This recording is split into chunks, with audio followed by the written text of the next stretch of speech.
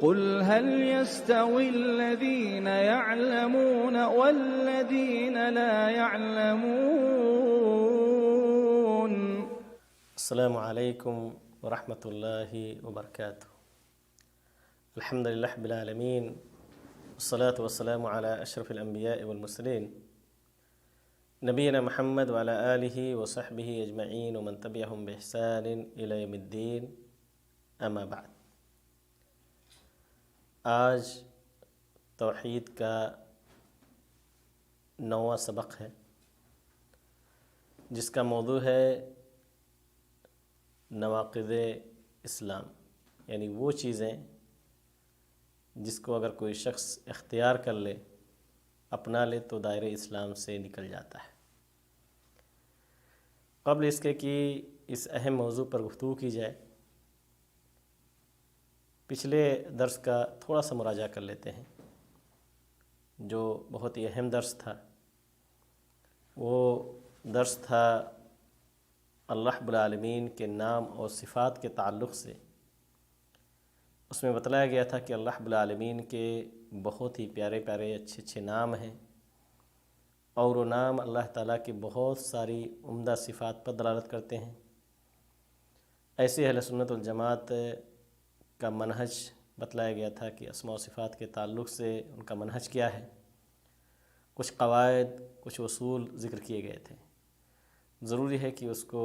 بار بار سنیں، اس کو اپنے ذہن کے اندر رکھیں، تاکہ جو یہ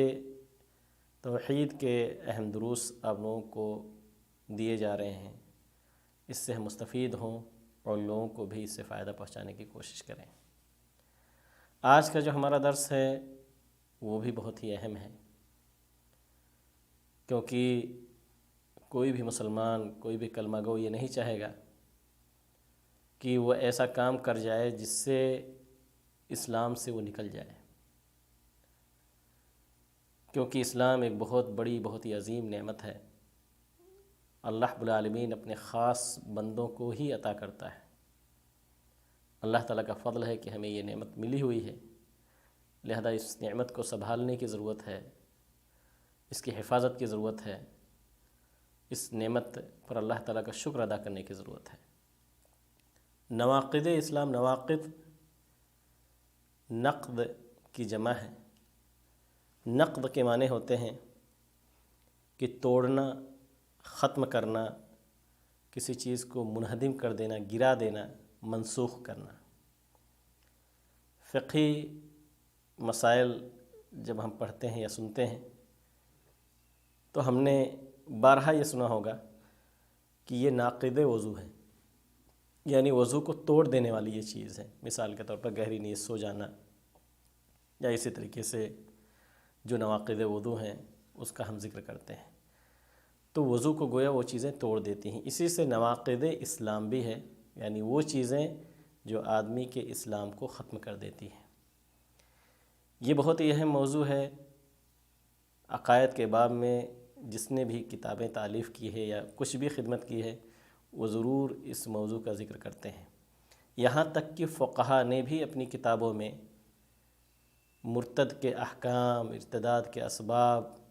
اور وجوہات کا تذکرہ کیا ہے۔ مرتد ہونا کیا ہے؟ مرتد ہونا تو یہی کہلاتا ہے کہ آدمی ایسا کام کر لے جس سے وہ دائرہ اسلام سے نکل جائے۔ اس کے بعد مرتد کے اوپر کون سے احکام لاگو ہوں گے، اس کی وضاحت اس لیے کی جا رہی ہے کیونکہ بہت سارے لوگ جن کا منہج اہل سنت والجماعت سے ہٹا ہوا ہے، وہ لوگوں کو میٹھی میٹھی گولیاں کھلانے کی کوشش کرتے ہیں، اور یہ باور کرانے کی کوشش کرتے ہیں کہ ایک بار جب کوئی شخص کلمہ پڑھ کر کے اسلام میں داخل ہو جاتا ہے تو نکلنے کا اس سے کوئی سوال ہی نہیں ہے، وہ پھر مسلمان ہو کر کے ہی مرے گا، جنت کی سرٹیفکیٹ اسے مل جائے گی۔ لہذا وہ لوگوں کو غافل کرنا چاہتے ہیں، اور اس کے پس پردہ جو ان کے حرکات ہیں، جو ان کے اعمال ہیں، جو ان کے کفریہ اور شرکیہ عقائد ہے، اس پر وہ پردہ ڈالنے کی کوشش کرتے ہیں۔ آج کے اس موضوع کے اندر انشاءاللہ، آج کے اس درس میں 1 سے 5 ایسے اعمال کا ذکر کیا جائے گا جو آدمی کو دائرہ اسلام سے نکال دیتا ہے۔ نواقض اسلام تو ویسے بہت سارے ہیں جس کی کوئی محدود عدد نہیں ہے، البتہ علماء نے اپنی کتابوں کے اندر یا اپنے پمفلیٹ میں یا اپنے دروس اور محاضرات میں اہم نواقض کا ذکر کیا ہے، بلکہ بعض علماء نے 10 کا عدد ذکر کیا ہے، اسی میں سے شیخ ابن عثیمین رحمہ اللہ بھی ہیں، ان سے پہلے شیخ محمد بن عبد الوہاب رحمہ اللہ، اور بہت سارے خاص طور سے اس دور کے جو علماء جب نواقض اسلام کے تعلق سے گفتگو کرتے ہیں تو کہتے ہیں کہ اسلام کو توڑ دینے والی چیزیں 10 ہیں، اور پھر ان 10 چیزوں کا ذکر کرتے ہیں جو کتابوں کے اندر موجود ہیں۔ بلا شبہ یہ 10 چیزیں سب سے اہم ہیں، سب سے خطرناک ہیں، اس کو جاننا ہر مسلمان کے لیے ضروری ہے، اور یہ 10 چیزیں تقریباً متفق علیہ بھی ہیں، یعنی جس میں علماء کا کوئی اختلاف نہیں ہے کہ یہ اسلام سے نکالنے والی چیزیں ہیں، سوائے ان 10 چیزوں میں سے ایک ایسی چیز ہے جادو کا موضوع ہے جس میں علماء کا اختلاف ہے، باقی 10 میں سے 9 چیزیں ایسی ہیں جس میں کسی کا بھی کوئی اختلاف نہیں ہے بلکہ اس پر علماء کا اجماع ہے۔ ان نواقض اسلام کے تعلق سے بہت ساری احادیث بھی ملیں گی۔ ایک بہت ہی مشہور قول حضرت عمر بن خطاب رضی اللہ تعالیٰ عنہ کا ملتا ہے، وہ کہتے ہیں کہ اسلام کی کڑی ایک ایک کر کے گرتی چلی جائے گی، خاص طور سے جب اسلام میں ایسے شخص کی نشو نما ہوگی جو جاہلیت کے بارے میں علم نہ رکھے، یعنی اگر کوئی شخص مسلم گھرانے کے اندر پیدا ہوتا ہے تو بہت سارے جاہلی اور شرکیہ اور کفریہ امور سے ناواقف ہوتا ہے، لہذا بس اوقات ان چیزوں کے اندر واقع بھی ہو جاتا ہے۔ ہمیں ضرورت ہے کہ ہم اس تعلق سے متنبہ ہوں، کیونکہ یہ نواقض اتنی خطرناک ہے کہ اگر آدمی اس کو اپنا کر کے اسی حال میں وفات پا جائے، مر جائے،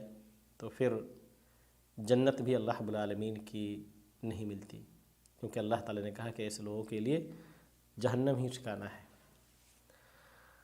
آئیے دیکھتے ہیں کہ وہ 10 اہم نواقض کون سے ہیں جن کو علماء نے اپنی کتابوں کے اندر ذکر کیا ہے۔ سب سے پہلی چیز جس کو علماء نے ذکر کیا ہے نواقض اسلام میں سے، وہ ہے اللہ تعالیٰ کی عبادت میں شرک کرنا۔ شرک اور کفر سب سے خطرناک ہے۔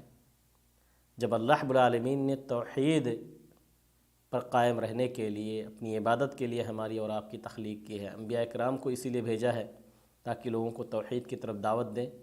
تو اگر کوئی شخص اس توحید کو چھوڑ کر کے شرک کو اپناتا ہے تو اللہ رب العالمین نے یہ وعدہ بھی کیا ہے کہ اگر کوئی شخص شرک کی حالت میں مر جائے تو اللہ تعالیٰ کہتا ہے ان اللہ لا یغفر ان یشرک بہ ویغفر ما دون ذلک لمن یشاء، کہ یقیناً اللہ تعالیٰ شرک کو کبھی معاف نہیں کرے گا، اور شرک کے علاوہ جو بھی گناہ ہوں گے اللہ تعالیٰ جسے چاہے معاف کر دیتا ہے۔ ومن یشرک باللہ فقد ضل ضلالا بعیدا، جو اللہ تعالیٰ کے ساتھ شرک کرتا ہے وہ بہت دور کی گمراہی کے اندر واقع ہو جاتا ہے۔ یہ سورہ نساء کی 116 نمبر آیت ہے۔ ایسے اللہ رب العالمین کہتا ہے ایک دوسری جگہ سورۃ المائدہ میں کہ انہ من یشرک باللہ فقد حرم اللہ علیہ الجنہ وماواہ النار وما للظالمین من انصار، کہ جو اللہ تعالیٰ کے ساتھ شرک کرتا ہے اللہ تعالیٰ اس کے اوپر جنت کو حرام قرار دیتا ہے، اس کا ٹھکانہ جہنم بنا دیتا ہے، اور ظالموں کا کوئی بھی مددگار نہیں ہے۔ ایسے اللہ رب العالمین نبی کریم صلی اللہ علیہ وسلم کو مخاطب کرتے ہوئے فرماتا ہے کہ وَلَقَدْ أُوحِيَ إِلَيْكَ وَإِلَى الَّذِينَ مِن قَبْلِكَ لَئِنْ أَشْرَكْتَ لَيَحْبَطَنَّ عَمَلُكَ وَلَتَكُونَنَّ مِنَ الْخَاسِرِينَ بَلِ اللَّهَ فَاعْبُدْ وَكُن مِّنَ الشَّاكِرِينَ۔ یہ سورۃ الزمر کی 65 اور 66 نمبر آیت ہے۔ اللہ تعالیٰ کہتا ہے کہ آپ کی طرف اور آپ سے پہلے جتنے بھی انبیاء رسول ہیں ان کی طرف وحی کی گئی تھی، اسی بات کی وحی کی گئی کہ اگر آپ نے شرک کیا تو آپ کے عمل بھی ضرور بضرور برباد ہو جائیں گے اور آپ نقصان اٹھانے والوں میں سے ہوں گے۔ اللہ تعالیٰ ہی کی عبادت کریں اور شکر گزار بندے بن کر کے رہیں۔ ایسے اللہ رب العالمین سورہ لقمان کے اندر ذکر کیا کہ ان الشرک لظلم عظیم۔ حضرت لقمان اپنے بیٹے کو وصیت کرتے ہوئے کہتے ہیں کہ یا بنی لا تشرک باللہ ان الشرک لظلم عظیم، کہ شرک بہت ہی عظیم گناہ ہے۔ تو شرک اتنا خطرناک ہے کہ اگر کوئی شخص شرک کرتے ہوئے مر جائے تو اللہ رب العالمین اسے جنت سے محروم کر دیتا ہے اور جہنم اس کا ابدی ٹھکانہ بنا دیتا ہے۔ البتہ اگر وہ اپنی زندگی کے اندر توبہ کر لیتا ہے شرک اور کفر کرنے کے بعد تو اللہ تعالیٰ اس کے توبے کو قبول کرتا ہے۔ اللہ تعالیٰ نے سورہ زمر ہی کے اندر ذکر کیا ہے کہ قُلْ يَا عِبَادِيَ الَّذِينَ أَسْرَفُوا عَلَىٰ أَنفُسِهِمْ لَا تَقْنَطُوا مِن رَحْمَةِ اللَّهِ إِنَّ اللَّهَ يَغْفِرُ الذُّنُوبَ جَمِيعًا إِنَّهُ هُوَ الْغَفُورُ الرَّحِيمُ۔ اللہ تعالیٰ کہتا ہے کہ اے نبی آپ کہہ دیجئے کہ اے میرے بندو جنہوں نے اپنی نفس پر اسراف سے کام لیا ہے، زیادتی کی ہے، اللہ کی رحمت سے آپ مایوس نہ ہو، یقیناً اللہ تعالیٰ تمام گناہوں کو بخش دیتا ہے، یقیناً وہی بخشنے والا اور رحم کرنے والا ہے۔ تو اگر کوئی شخص زندگی کے اندر توبہ کر لیتا ہے تو چاہے وہ شرک اور کفر ہی کیوں نہ کیا ہو، اللہ تعالیٰ اس کے توبے کو قبول کرتا ہے۔ تو دونوں آیتوں میں کوئی تعارض نہیں ہے۔ اس آیت میں جو اللہ تعالیٰ کہتا ہے ان اللہ لا یغفر ان یشرک بہ، اور اس آیت میں ان اللہ یغفر الذنوب جميعا، کیونکہ دونوں آیتیں الگ الگ موقع اور محل کے لیے ہیں۔ وہ آیت اگر کوئی کفر اور شرک میں کی حالت میں مر جائے تو اللہ تعالیٰ معاف نہیں کرے گا، اور یہاں جو یہ آیت ہے کہ تمام گناہوں کو اللہ تعالیٰ مٹا دیتا ہے، تو یہ اس شخص کے لیے ہے جو زندگی کے اندر ہی اس سے توبہ کر لے۔ اب سوال یہ ہے کہ بہت سارے لوگوں کے ذہنوں میں، جیسے میں نے اشارتاً ذکر کیا پہلے بھی، کہ یہ باور کرانے کی کوشش کرتے ہیں کہ شرک کا وقوع تو ممکن ہی نہیں ہے، کیونکہ بعض احادیث میں نبی کریم صلی اللہ علیہ وسلم نے اس کی نفی کی ہے کہ میری امت شرک کے اندر واقع نہیں ہوگی۔ مثال کے طور پر وہ احادیث پیش کرتے ہیں، صحیح بخاری مسلم کی ایک حدیث ہے، اللہ کے رسول صلی اللہ علیہ وسلم نے ایک بار کہا کہ واللہ ما اخاف علیکم ان تشرکوا بعدی ولکن اخاف علیکم ان تنافسوا فیہا۔ یہ نبی کے صحیح بخاری مسلم کی حدیث ہے کہ اللہ کے رسول صلی اللہ علیہ وسلم نے ایک بار صحابہ کرام کو مخاطب کرتے ہوئے فرمایا کہ مجھے اس بات کا خوف نہیں ہے تمہارے اوپر کہ تم میرے بعد شرک کرو گے، لیکن اس بات کا خوف ہے کہ دنیا کے اندر تم تنافس سے کام لو گے، ایک دوسرے پر سبقت لے جانے کی کوشش کرو گے۔ تو یہ جب حدیث ہے تو پھر کیوں ڈرایا جاتا ہے لوگوں کو شرک اور کفر سے، خاص طور سے کلمہ گو مسلمانوں سے؟ حافظ ابن حجر رحمۃ اللہ علیہ کہتے ہیں کہ اس حدیث کا مفہوم یہ ہے کہ اللہ کے رسول صلی اللہ علیہ وسلم نے فرمایا کہ مجھے تمہاری مخاطب تھے صحابہ کرام سے، اور صحابہ کرام نے یقیناً اپنے آپ کو محفوظ رکھا نبی کے وسلم کے بعد بھی، اور شرک اور کفر کے شکار نہیں ہوئے۔ یا اسی طریقے سے حافظ ابن حجر رحمۃ اللہ علیہ کہتے ہیں کہ اس سے مراد پوری امت ہے، اور ساری کبھی ایسا نہیں ہو سکتا کہ پوری امت اسلام کو چھوڑ کر کے شرک اور کفر کے راستے پر چل پڑے۔ اس کے علاوہ اور بھی بعض احادیث یا بعض ایسے آثار سے دلیل پکڑتے ہیں اور کہتے ہیں کہ دیکھیے نبی کریم صلی اللہ علیہ وسلم نے تو نفی کیا ہے، تو پھر ہم اس کا جواب کیا دیں گے؟ ان کو ہم کہیں گے کہ آپ اتنے بھولے بھی نہ بنیں، عوام کو راہ راست سے ہٹانے کے لیے اس طرح کی چیزیں، ایسی چیزیں پیش کرنے کی کوشش نہ کریں جو کہ مکمل طور سے واضح نہیں، یا اگر آپ پیش کرتے ہیں تو اس کی وضاحت کریں، کیونکہ نبی کریم صلی اللہ علیہ وسلم کی بے شمار احادیث ہے جس سے پتہ چلتا ہے کہ اس امت کے اندر شرک کا وقوع ہوگا۔ آئیے چند احادیث میں ذکر کرتا ہوں، انہی احادیث میں سے ہے صحیح بخاری مسلم ہی کی حدیث ہے۔ اللہ کے رسول صلی اللہ علیہ وسلم فرماتے ہیں کہ لا تقوم الساعة حتى تضطرب إليات نساء دوس حول ذي الخلصة۔ اللہ کے رسول فرماتے ہیں، حضرت ابو ہریرہ رضی اللہ تعالیٰ عنہ اس کے راوی ہیں، اللہ کے رسول فرمایا کہ قیامت اس وقت تک قائم نہیں ہوگی یہاں تک قبیلے دوس کے عورتیں جو ہے اپنے سرین ہلا ہلا کر کے جو ہے ذی الخلصہ نامی بت کے کا طواف نہ کریں۔ ایسے ہی حدیث ہے ابو داؤد ابن ماجہ کی حدیث ہے، اللہ کے رسول نے فرمایا کہ لا تقوم الساعة حتى تلحق قبائل من امتی بالمشرکین وحتى تعبد قبائل من امت الاوثان۔ ابو داؤد ابن ماجہ، اور یہ صحیح حدیث ہے، اللہ کے رسول نے فرمایا قیامت اس وقت تک قائم نہیں ہوگی یہاں تک کہ میری امت کے بہت سارے قبیلے مشرکوں سے نہ مل جائیں، اور یہاں تک کہ میری امت کے بہت سارے قبائل جو ہے بتوں کی عبادت نہ کرنے لگیں۔ ایسے ہی اللہ کے رسول صلی اللہ علیہ وسلم کی اور بھی احادیث ہیں، بلکہ اس سے پہلے خود حضرت ابراہیم علیہ السلام دعا کرتے ہیں اپنے لیے اور اپنے آل اولاد کے لیے، چنانچہ وہ کہتے ہیں کہ وَجُنُبْنِي وَبَنِيَّ أَن نَعْبُدَ الْأَصْنَامَ، اے اللہ تو میری بھی اور میرے آل اولاد کی حفاظت کر اس بات سے کہ ہم بتوں کی عبادت کرنے لگیں۔ تو علماء نے لکھا ہے اس آیت کی تفسیر میں کہ اگر حضرت ابراہیم علیہ السلام کو اپنے نفس کے اوپر خوف ہے اس بات سے، تو پھر دنیا کے اندر کون شخص معمون ہو سکتا ہے کہ وہ شرک اور کفر کے اندر واقع نہیں ہوگا۔ ایسے ہی اللہ کے رسول صلی اللہ علیہ وسلم کی اور بھی احادیث ہیں۔ نبی کریم صلی اللہ علیہ وسلم کی ایک حدیث ہے، آپ جانتے ہیں امام ترمذی نے اپنے سنن کے اندر روایت کیا ہے کہ اللہ کے رسول صلی اللہ علیہ وسلم فتح مکہ کے بعد جب حنین مقام کی طرف جا رہے تھے تو کچھ صحابہ کرام نے کہا کہ اللہ کے رسول صلی اللہ علیہ وسلم یہاں یہ درخت ہے، یہاں پر ہم دور جاہلیت میں یا کفار و مشرکین یہاں رکتے تھے اور وہاں پر اپنے اسلحے لٹکا کر کے، اور اس بات کی امید کرتے تھے کہ انہیں اس ہتھیار کے استعمال کرنے کے بعد جو اس درخت پہ لٹکا دیے جائیں انہیں شکست نہیں ہوگی، تو ہم بھی کیوں نہ ایسا کریں، یا ہمارے لیے کوئی ایسا درخت کیوں نہ بنا دیا جائے۔ تو اللہ کے رسول صلی اللہ علیہ وسلم نے فرمایا کہ سبحان اللہ، کہ اللہ تعالیٰ کی ذات پاک ہے، ھذا کما قال قوم موسیٰ، یہ تو ایسے جیسے موسیٰ علیہ السلام کے قوم نے کہا تھا کہ اجعل لنا الہا کما لہم آلہہ، کہ اے موسیٰ آپ ہمارے لیے بھی ایک خدا بنا دیں جیسے ان کے پاس معبود ہیں، ان کے اپنے معبود ہیں، ایسے ہمارے لیے بھی ایک معبود بنا دیجئے۔ والذی نفسی بیدہ لترکبن سنت من کان قبلکم، اور تم ضرور بضرور اپنے سے پہلے لوگوں کے طریقوں کو اپناؤ گے۔ ایسے ہی اللہ کے رسول صلی اللہ علیہ وسلم کی اور بھی احادیث ہے جس میں نبی کریم صلی اللہ علیہ وسلم نے ذکر کیا ہے کہ میری امت کے لوگ یہود و نصارہ کی پیروی کریں گے۔ چنانچہ صراحت کے ساتھ صحیح بخاری مسلم کی حدیث ہے، حضرت ابو سعید خدری رضی اللہ تعالیٰ عنہ کہتے ہیں کہ رسول اللہ صلی اللہ علیہ وسلم نے فرمایا کہ لَتَتَّبِعُنَّ سَنَنَ مَنْ كَانَ قَبْلَكُمْ شِبْرًا بِشِبْرٍ وَذِرَاءً بِذِرَاءٍ حَتَّى لَوْ سَلَكُوا جُحْرَ ضَبٍّ لَسَلَكْتُمُوهُ قُلْنَا يَا رسول اللہ من، یا رسول اللہ قال اليہود النصارى قال فمن، کہ ہم نے کہا کہ اللہ رسول کیا یہود و نصارہ کے نقش قدم پہ چلنے کی بات آپ کر رہے ہیں، شبرم بشبرم، بالش در بالش اور بازو در بازو، یعنی بالکل نقش قدم پہ ان کے چلیں گے، تو کیا یہود و نصارہ اس سے مراد ہے؟ آپ نے فرمایا کہ ہاں، اس سے یہود و نصارہ ہی مراد ہے۔ ایسے ہی اللہ کے رسول صلی اللہ علیہ وسلم ایک بار حضرت ابوبکر صدیق رضی اللہ تعالیٰ عنہ کو مخاطب کرتے ہوئے فرماتے ہیں، امام بخاری نے اسے الادب المفرد کے اندر ذکر کیا ہے اور یہ صحیح سند کے ساتھ یہ روایت ہمیں ملتی ہے کہ آپ صلی اللہ علیہ وسلم نے مخاطب کرتے ہوئے فرمایا کہ اے ابو بکر للشرک فیکم اخفی من دبیب النمل، کہ شرک جو ہے یہ چیونٹی کی چال سے بھی زیادہ مخفی ہے، یعنی آدمی اس کو سمجھ نہیں سکتا